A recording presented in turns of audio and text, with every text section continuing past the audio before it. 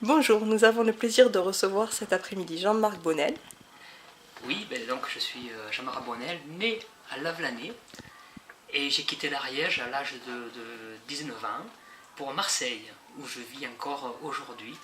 Mais voilà, j'ai de la famille dans le secteur, donc je viens souvent m'aérer dans les forêts ariégeoises. Si l'on veut en connaître davantage sur vous, quel est votre principal trait de caractère? Je crois que c'est la bonté, oui, l'altruisme. Oui. Quelle est la qualité que vous préférez?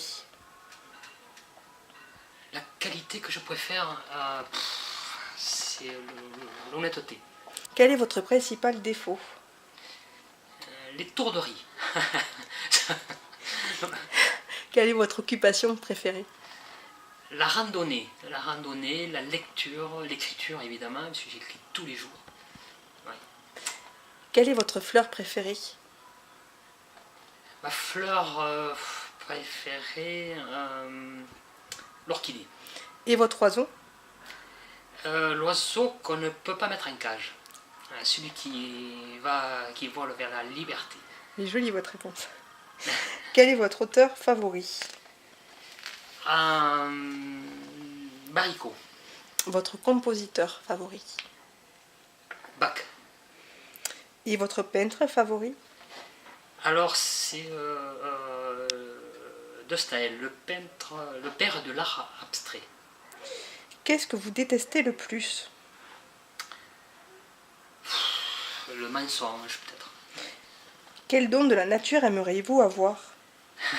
Comme un oiseau volé. Quelle est la faute qui vous inspire le plus d'indulgence?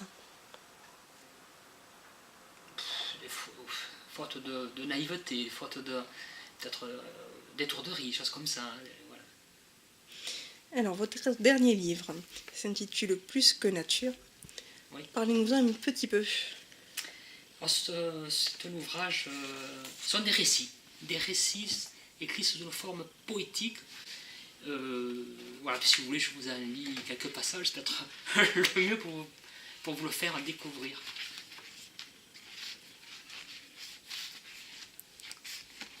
Alors, je vais choisir peut-être ici, allez. Ma mère a perdu la mémoire en chemin. Elle attend. Sa vie est en prison, sa mémoire aux oubliettes. Les portes se sont fermées, elle ne se souvient pas où elle a mis la clé. Elle ne peut plus se retourner. Derrière n'existe plus. Sa maladie est un brouillard, un chemin de brouillard. Elle ne voit ni devant ni derrière. Sa seule éclaircie sera la nuit. Elle est ma mère, je ne suis plus son fils. Pourtant, elle m'accueille à bras ouverts, mais à mémoire fermée. Son passé est un nid abandonné.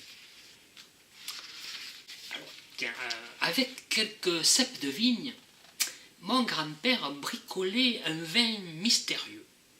La gaieté s'allumait dans les yeux des convives.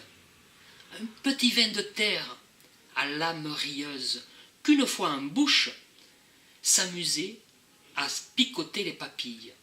Certains le comparaient à un pétillant de renom. D'ailleurs, grand-père disait sur un ton malicieux « On va ouvrir une bouteille de campagne ». Assis sous un arbre, j'écoutais une équipe de moineaux se disputer. Dans leur vestiaire de branches, la querelle s'animait en un désordre confus. Lorsque d'un bec tomba un cuit, je l'ai ramassé et gardé comme un cadeau de la nature. Grâce soit rendue à un inspecteur de l'éducation nationale qui me dit un jour « Vous avez un cuit d'oiseau ». Je me suis envolé vers l'école de la liberté. J'ai eu un oiseau comme professeur. Ses cours volaient très haut, ses notes aussi. Pour la page. Merci. Oui. Quels sont vos projets? En ce moment, j'écris un roman, donc, et les projets de cet ouvrage. On